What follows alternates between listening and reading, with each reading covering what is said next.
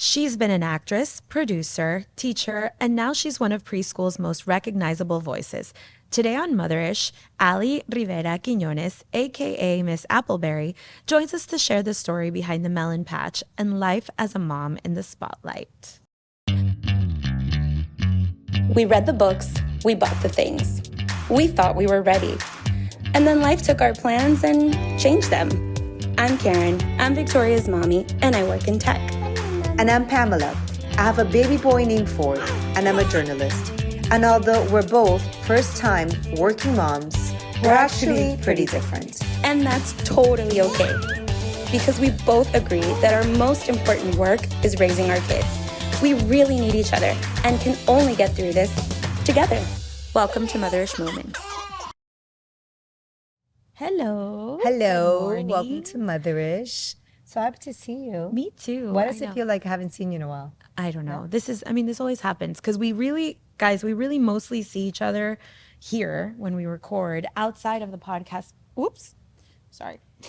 I'm having all kinds of fun technical things today. But yeah. Are you ready with your Motherish moment, Pam? I don't know. I've had so many this week, and I'm like, this is a good one. This is a good one. I'm going to think about it. Ready. I'm going to save it for Friday. I'm going to go for it. Okay, go ahead. Okay, so as you know, Victoria, she's 6 years old, and she's like basically going on 16. It's fabulous. And I have been able to miraculously, no, let me rephrase that because I didn't actually do anything to participate in this, but she lived in a world where the labubu didn't exist, right? Okay. And the other day she was at her dad's house, and then we FaceTime with her nanny, and she's like, "Mommy, look, my labubu," and I was like, "We have arrived." And so now the labubu is essentially my second child. Because last night I had to serve dinner to the labubu. I had to serve the labubu a plate of dinner. We have made a bedroom, a bed, a bathroom. We have cut clothes for the labubu because she doesn't know that you can buy clothes yet. Okay. Which is great. And the labubu comes in the car. It's like an additional personality. So now I have entered that world, and now she's like, "Oh my God, Mom, my labubu is pink, but there's a blue one and there's a green one." And I'm like, okay, all right. So we're there. The labubu has arrived in my daughter's world. So my motherish moment, I guess, is labubu related. So Ford does not even know they exist, doesn't know about them, which I'm fine. Yeah. But apparently a lot of the girls, and actually boys also in his class, are very aware of it. So for those who don't know what a labubu is, if you're in a cave, or I don't know, whatever, it's like these. What is it? A stuffed animal? Girl, I don't even Very know. specific. I am in the cave. Okay. I go to this senior K, which is a kindergarten parent breakfast. Yes. I go to the breakfast. I'm speaking to one of the moms in my class. She's like, "You don't know what happened to me." I'm like, "What happened?" Well, I went to the mall, and my son saw what he thought was a labubu and was like, "Oh, look, Mom, a labubu. I want one too. Like, everyone in my class has one hanging from their backpacks." So she went ahead and bought it. Oh my God. He took it to school, and another girl was like, "By the way, That's a lafufu. yeah, that is not a real labubu." So the kid comes home crying. And mind you, I'm like here suffering for like the mom and the kid, like just imagining my kid. And so the mom comes back and says, "Oh, I ended up buying him a real labubu." So anyways, I took the whole story like a real, like an opportunity to give Ford a lesson and be like, "Hey, look, if someone ever," because he kind of went through something similar, and I realized that I suffer more than he did. So a child, I don't know if I share this as a motherish moment, maybe I did. They gave him two Pokemon cards, which he guarded because they were gold and they were beautiful. He saved them in a little envelope. So I took him to the store, and then he like took them out of his pocket. So cute. He put them on the counter and said, "Hey, are these real?" And the gentleman who worked at the store was so kind. And he looked at me, he's like, "I'm so sorry, buddy, but they're not." And for some reason, I wanted to cry. Like I was trying not to cry because I just maybe look into it like someone took advantage of my son. Did they you liked ever have him, like fake things when you were little? I wasn't. I don't know. I wasn't really This too is like a concerned middle with school that. problem for me. Like, Well, there was bring a there was an issue with some conferencers, I think, once. But anyhow, but the guy was so smart that he took it as an opportunity lesson, and he was like, "Okay, let me teach you like how when can you tell if they're fake when they're not." But when I came home with the Labubu story, I was like, "Listen, baby, if someone ever calls someone out or says something." Like, I want you to be on the side of being like, hey, it's not a big deal. Like, I don't want to be participating like anything that makes anybody else feel left out or embarrassed. You know, it was just such a bad feeling, right? So I don't know if he fully understood the lesson, he's but probably like, okay, mom, I know. I don't even do anything. I don't even know what a labubu is. Why are we talking about this? I know, but it's just like, Poor kids. She's like, no, because this is a lesson. It's a good time for Yeah, a like, I just don't lesson. want to, Oh, look, a bird flight. Let's talk about this lesson. it's true. I just want him to always be like on the right side, Yeah. like anyhow. So we have an amazing guest today, which I'm so interested and curious to hear her journey because she's been working with some major projects that I think every mom is going to recognize. Yes. So why don't we welcome Allie to Motherish? Hi, Allie. Hi. Hi. Do you have a motherish moment you'd like to share with us? Oh boy. I have a few. It's just been a very busy. So I have a 16, almost 17-year-old stepdaughter. And so she's looking at colleges, and that's a whole That's different exciting. world than Yeah. my 11-month-old who she'll be 1 in just a couple weeks, which is Oh. so crazy. Everyone tells you it goes so fast, and it Yeah. definitely does. Yeah.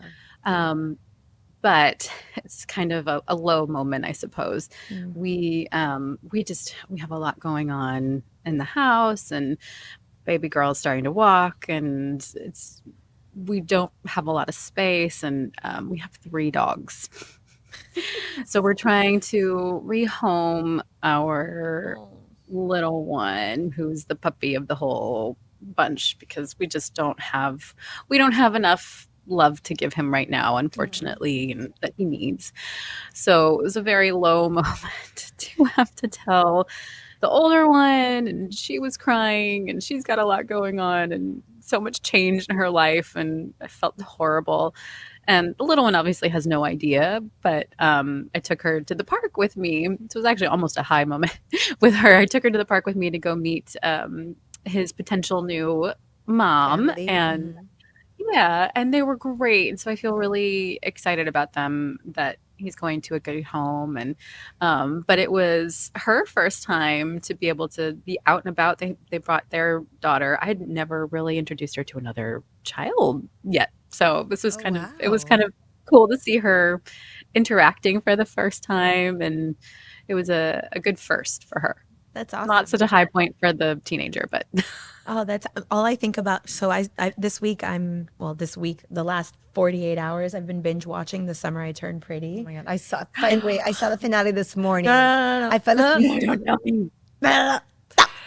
I'm literally starting season 3. Like that's what Oh. I'm starting right now. And all I think about is them, and like I feel like I'm 17. I was like listening to Taylor Swift on the way here, and I'm like, oh my God, somebody needs to do an intervention. Like, I know my stepdaughter got me into that too, and that's kind of our thing for a while. But then she was like, I can't wait for you to watch the next one. Sorry, I have to watch it by myself. yeah. I mean, I get it. I was watching. I know you have a 16-year-old in your home. We have no excuse I to have be no watching excuse. this like teenage romance. I was trying to tell Victoria about it. Well- I was like, Mommy, I'm watching a TV show that's called The Summer I Turned Pretty, and they play the greatest songs and blah, blah, blah. I was like, and there's a scene on the beach, and they played Invisible String, and she's like, the boo boo. Like, I'm like, okay. I'm like, you don't get it. So Ali, you've had a very interesting and fascinating creative journey, I want to say, because you've been like on stage, you've been behind the camera, you've been, I think from every angle, involved in very interesting projects. Obviously we can avoid CoComelon and now with Mrs. Appleberry. Why don't you take us a little bit through your journey and what that looks like?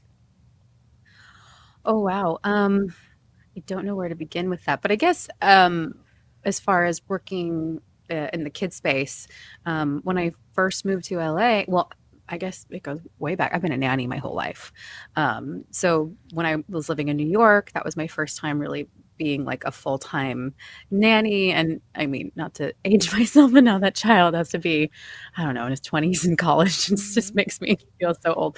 But and he was so great. It was a great family. It was a great experience. And working with a kid in the city, it was really kind of an eye-opening experience to how to parent in a big city too, because I kind of never considered doing that. And then I grew up in the Midwest. But then moving into when I moved to LA shortly after that, I started working at a theater company for kids called Yada. I don't know are you guys on the East Coast? Yes, we're in Miami, Florida. Oh, okay.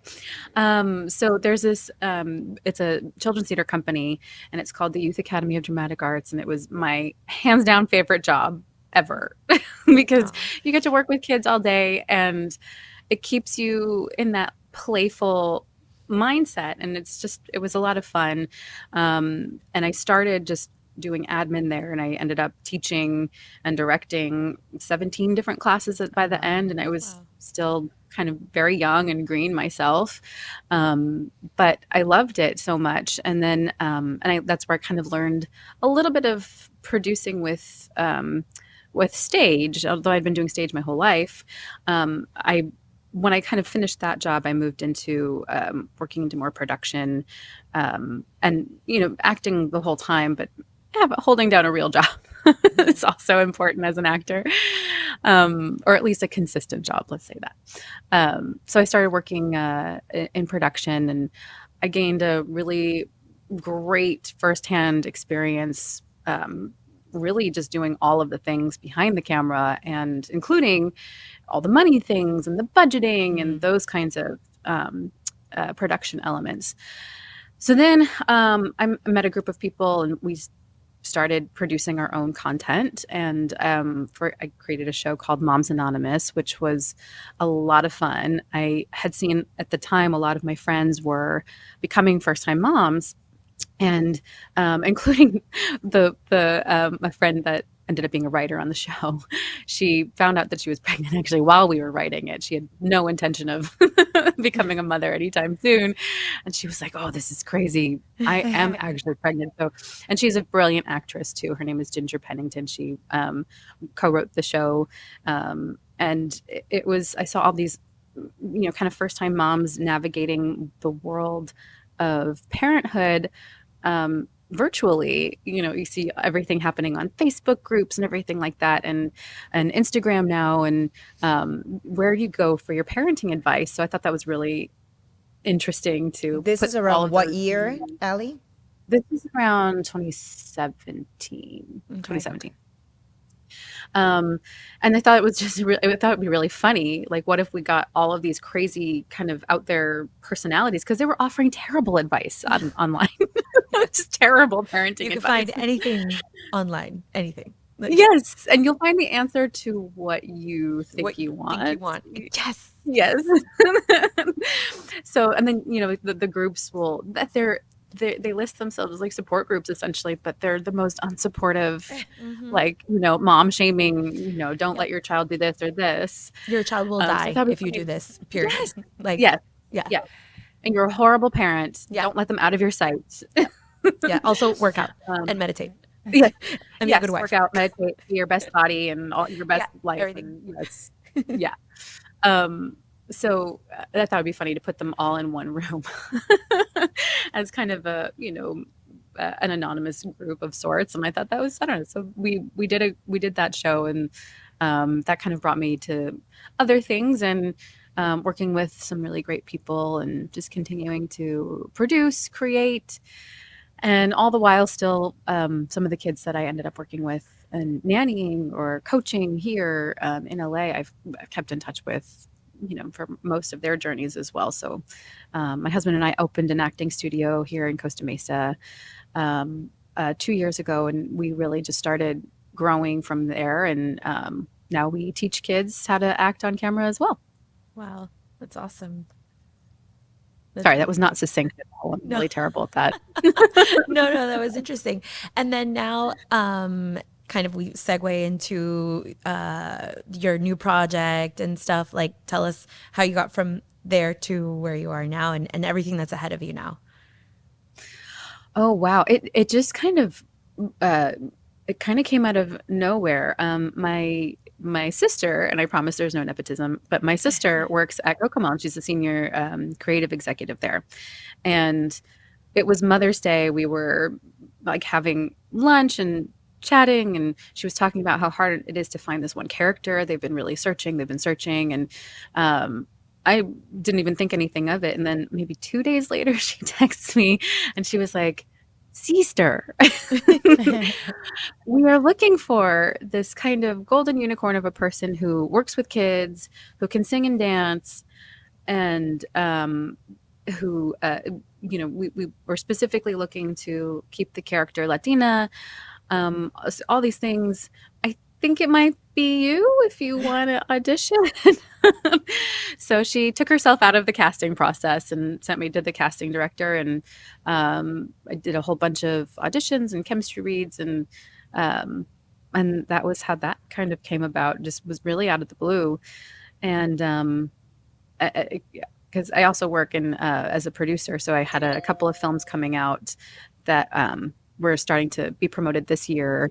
There was a lot going on in that way, and then this came about, and it's been really crazy, wonderful train of What do you tell high us about this energy. character, and how Yes, did actually becoming a mom enhance your character after you had your baby? it's been such a wild journey from becoming a stepmom, and that was only a few years ago. We've been married for 4 years now, and so really coming into her life at an older age, Hmm. and then now having, and we had quite a fertility struggle as well. So it was this, beautiful, crazy miracle all of a sudden now. You don't actually, I think, prepare for that part of it, for Hmm. the actual parenting part Hmm. of it when you're going through that journey. So it was a lot of navigating, figuring out how all of these pieces fit into your new reality. And the truth is, it's hard. And but I find that my natural personality is I've been doing musical theater my whole life and teaching it for a long time.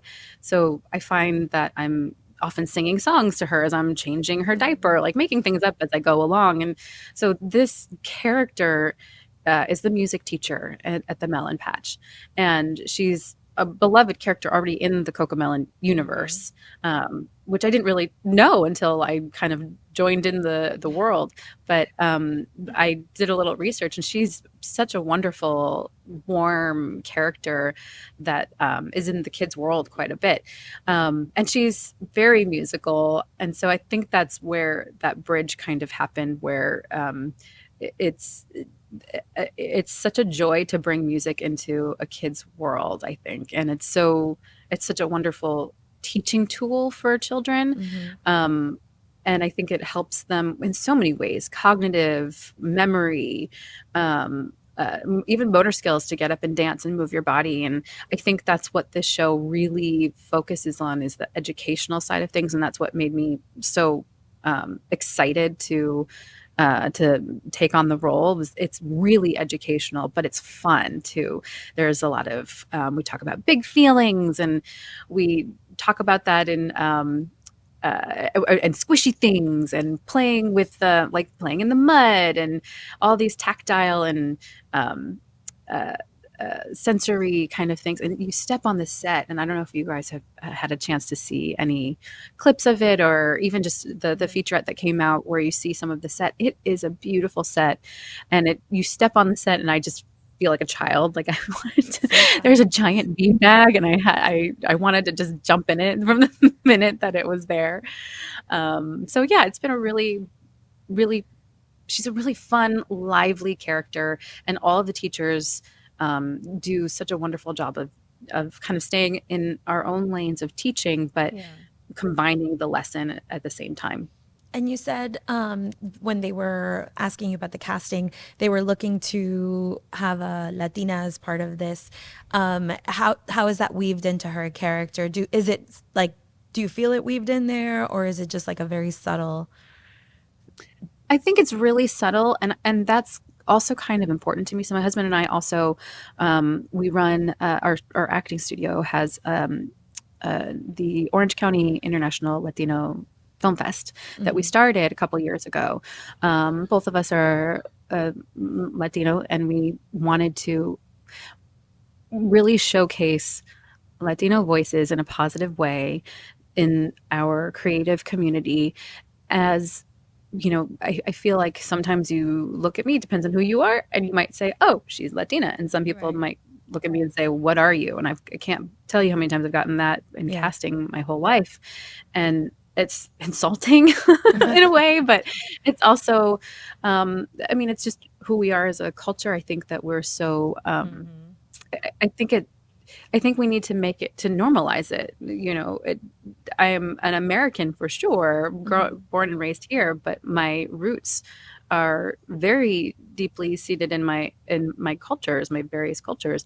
And I wanted to. I think it's important that you see that represented on screen, and it doesn't have to be a character that's necessarily, you know, So prominently, for yeah. yes, like we Yeah, don't have to I talk think about it's more border crossing, for authentic example. about, the Yeah. character and who they are instead of like just being in your face. Yeah. That's what I was asking. I'm very interested and curious about, everyone who's involved in like the CoComelon and the Melon Patch and just the whole branding and just all that content. Did anyone ever imagine the need for it, right? Because I feel like children's programming has been on for so long, but this was really a huge hit. Like it had such a resonance. What do you think, Allie, was this, the sauce behind the formula that made CoComelon and just the whole franchise so successful? Oh, I think there's such a I don't want to say a lack of children's content because there's a lot, obviously, but I think there's a lack of really great content that is engaging.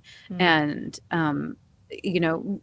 as a parent now, because I hadn't really thought about it until becoming a parent to a younger child, the kids that I worked with in the past were of the age of being able to scroll if their parents let them, and I think there's a benefit to learning on screen, and there's a benefit to definitely removing the screens Yeah. from children. And I think that I think what it does is it creates a really engaging way for kids to still learn while they're watching something. There's a lot of passive watching available for kids. And I think that this, and especially the Melon Patch now, really works hard to engage the children in learning capacity as an actual classroom.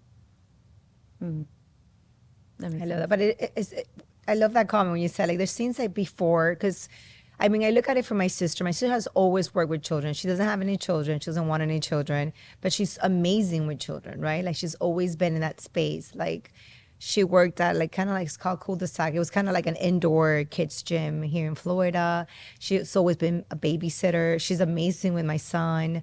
But it is a different perspective. I think once you have a child, I don't know if you pick up on certain things or I don't know. It's just like a different perspective or things that you look at differently, right? Like there's things that like I see now differently after I had Ford and after I experienced certain things. So I'm always curious, like how were you able to implement that into your work now?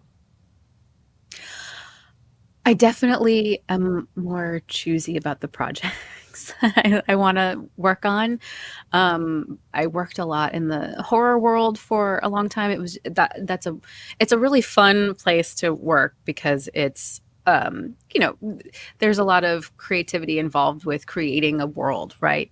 But it can be very gory if you on certain projects and things like that I now look back and I'm like, oh, I don't want her to see that, maybe Yeah. for a while. So I definitely want to do things that I think would be not that would make her proud, I guess. I guess that's kind of the way to put it. But and my husband too, he's also an actor, and he's done a lot of CSI and these really intense roles, and we're both kind of now looking at that going, well, maybe we need to shift some of our content for now. I don't want to change what we do creatively, but I think there's a little bit of that that's just kind of now planted in the back of my head, because Yeah. I think this is a fun space for her. Yeah. I think about this all the time. I like in terms of even participating in this podcast like every week, I'm like I use that filter. Like one day she's going to have the choice to hear this. She might not. She might be like, I don't want to hear this. This is boring. But if she does, I always want to make sure that I don't know if it's like the make her proud, like for me, I don't know if it's so much of the make her proud, but I would just never want to say anything that would make her feel uncomfortable or feel like, my mom's whatever. Like, you know what I mean? Yeah. We're not perfect, right? And we have to show that to our children. It's equally important than doing the right thing. It's also important to show your human element. But yeah, there is definitely, once you have a child, this like filter that goes in place, like with everything you do. How interactive are Absolutely. you, Allie? Because I always feel like if this is part of your work, right? Like if you're like performing and singing, kind of like entertaining and engaging, are you drained when it's time to spend time with your daughter? Like, you know what I mean? Like, is there like another version of you that she gets, or especially with the music? Because I'm not a great singer, but I love to sing to Ford. I mean, especially when he was younger. I still sing to him. I mean, I sing horn, but I always think, I wish I could sing. Like, would I be like a walking character? Like, like, come pick up your room. You know what I mean? Like, I'm just curious to see like what is the version of Allie in the privacy of her home and with her child. The funny thing is, my husband went when we were going through the casting process. There was a moment, and I don't remember what it was, but I was definitely like "Ba, ba, ba, ba, ba," singing to her and doing like just being really goofy. And he was like, "Why have you never done this before?" This is like it is kind of who you are at your heart and soul. So I don't think so. I don't think that she gets a different version of me, and I think my stepdaughter would attest to that, because I'm pretty sure I'm very embarrassing in that way. But there's I'm also an like a album that's walking dropping Disney today, character. right? There's a whole album with new songs. Yes, yes, yes. Oh my gosh, is that already today? I don't know The what day it is 19th. anymore. Yes, today. Yes. Yes, Well, yeah. Friday, It's so September 19th. So it's available already if you're watching this. yes, yes. So oh, for total. I mean, I kind of forgot that So tell us a little bit all the about the things going on. songs, about the album. What could parents expect? Yes. So the songs are really fun. Um, that's the one thing, the one bugaboo I have about children's songs and working with kids for so long is that you definitely kind of run out of fodder at a certain point where or kids latch on to a certain song and you just get like over it, right? But this is a kind of a really cool way of CoComelon did a really good job. Gaia Gaia Leon was the musical producer, and she like really created these songs that are familiar, but then put a learning element to it. For example, the dinner time song. There, this is the way we plate our food, plate our food, plate our food. So it's a melody that but it also teaches them new words to put to an actual activity. So it engages them in a different way.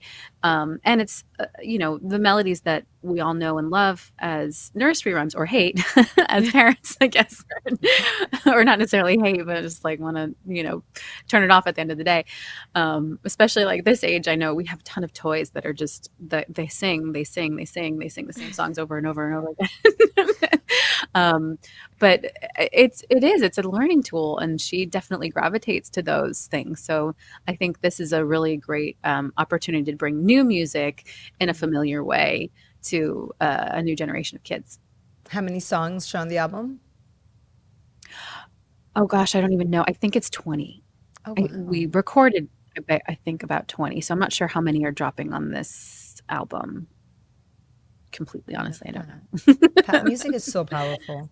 Yeah. I'm a huge advocate for music and having music in the house, having music in the car. Even though the other day, so four I guess discovered there was like Kids Bob. yeah. So they take popular songs and they children sing them. And the other day, like I put the new album on the car, and then I play didn't Kids realize Bob for him? what. You play Kids Bob for him? Yes, this is new. This is like breaking news. Okay. This is like a few, I don't know, maybe like a week old. Okay. So it's funny to hear all these songs. So I think I was playing Pink Pony Club. Yeah. But the lyrics to it, you're like, They're different. Yeah. I mean, it's crazy that they would even do that song. I know. Because They're cool. the whole premise How did this is really make the editorial not Kids cut? Bop. Yeah, like, how did the song make this the editorial cut to make this? They're like, we're going to do children- it. We're going to do it. We're going to find a way to do it. It's funny, but Well, the I thing is, like kids to. are going to hear it anyway, Yeah. right? They're going to hear the song somewhere, and it's a great beat. It's a great melody, and Yeah. they'll latch onto it, and then they'll learn the not so great words part of it. So it's good that they try and make it, a little bit Do more. you feel like, okay, because like when you were younger, I'm sure you listened to songs that now you're like, oh, but did you think about it when you were younger? No. No. Like I feel think like, of, like, least, Fall like of as a Dew. parent, sometimes I'm like, Dun, oh dun, my dun, God, you really this wanna word love me or the forever? context of what yeah, they're yeah. saying. Like I worry. But then I was like, when I was little, I was singing along to things and I had no idea. And I didn't think about it either. It's not like I was like, ooh, what do they mean? Like, no. I know. I went a little bit. I struggle with that a little bit. There's some content on TV I mean, that I'm always like, don't this play is Bad too Bunny. dark, it's not. Like maybe not Bad Bunny, but like, or maybe yes. I don't know. There's Kids Bob, actually, Bad there's Bunny. actually a whole Daddy Yankee songs in children's version. That's like, I don't think they changed too much. Well, because his is but like- his is right. different. He's more PG, not like Bad Bunny. It's a little different. Or basically all the reggaeton from the early 2000s. All of it. Like just All of it, pretty much. Did you ever test stuff with your daughter, Allie? Like, how involved is she in your creative process also? I mean, she's still too young, and this was still too new to really, I think, have a litmus test for that yet, because she was, I mean, she was only 7. I mean, it goes really fast, right? But she was maybe 7 months, 6 months when we started this journey, and, in a different cognitive place than she is now at almost 1. So about to I'm enter an very amazing curious. No, it's time. crazy. Once you turn one, it's like, it's amazing. great. I'm so excited for you. Especially Thank you. with what you I'm do. excited too. Yeah. I'm Yeah. really excited for her to see the show and to see how she responds to it, if she even like really notices that's mommy on screen, or if, Oh, that's gonna be so cool. It's cute. We used to put forward to watch me on TV. Obviously, after like the group, some like hard, because I do hard news. But at some point, my mom would like put him on the TV, or the dad would put him on TV. And then once he started recognizing, now he's not impressed. Now he's like, okay, mom, can I switch the channel? Like, I don't want to watch you. Like, I have you at home. that's the thing. I like think they're politics. totally unimpressed. Yeah.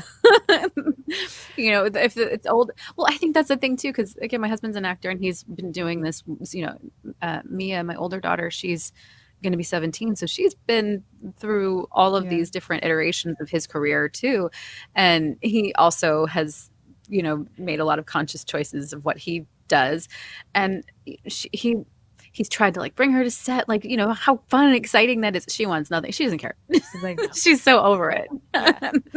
It's not What do you- exciting for them if they grow up around it. So Why don't you share, Ali, like the final invitation for like moms or dads who haven't seen the content? Like, what could they expect, and why is it great? I think you can expect a lot of. I know I've said this a lot, but it is just a lot of fun. I think my favorite part was the puppets. They were they're so adorable, and they have so much personality, and I think they were really such characters on the show. So it's fun, it's engaging. I think you'll actually like the music. It is very catchy. It's not something that you want to like turn off at the end of the day. And I think it's a good learning tool, and I'm really excited for that as a parent, as a nanny, as somebody who's always kind of looking for what is some good content where you can let them actually have a chill moment, but it is actually still engaging. And, as a parent now, that I'm guilty of at the very end of the day, I just can't anymore. I put on something, usually it's like Friends for myself, but because I don't want her watching anything.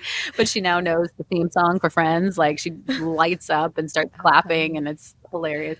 But I think it's something that you can actually put on and feel confident that they're not just passively watching something. Yeah, there's so much intention and thought behind creating this type of, especially children's programming. And I think Yes. people don't get the credit enough as to like everything, every detail, everything that you guys considered into the music, into the characters, into the voices, into the colors, into the sets, right? There's so much intention and details behind all of it. Yes, and our director, Shannon Flynn, she was amazing. She's like one of my new favorite people in the whole universe. She's worked on Sesame Street. She's got this incredible body of work, a lot of it in children's television, and I think she really brought this out in all of us as the teachers. The operative word is joy, and just to bring that to the screen. And if you are having joy in what you're doing, then your viewers will too. And our viewer is a very young mind, so we want to really, really bring that out into their everyday world. There's so much like craziness around us as adults. Like, why not let them feel the joy that we hopefully had as children too? I feel like the real goal for your album should be like after the parents drop off their kids at like daycare or something, they get back in their car and they continue to listen to it and don't realize until they're home that they've been listening to it the whole time. Has that happened? That happens all the time when you're like driving, yeah. you're like la la la la, and you're like, wait a minute, this is not mine. There's no child back there. Yeah. Totally. Well, thank you so much, Allie. It was so great meeting you. So great talking with you and learning about your world. Thank you. You too. Thank you so much for having me. Oh, and where could people find the content? Just if anyone who hasn't found it. YouTube. CoComelon is on YouTube. The show drops on Tuesday, so that's exciting. And I can't wait for everybody to take a look. That'll be amazing. Thank you so much, Allie. Take care. Thank you. Thank you. Bye. You too. Bye.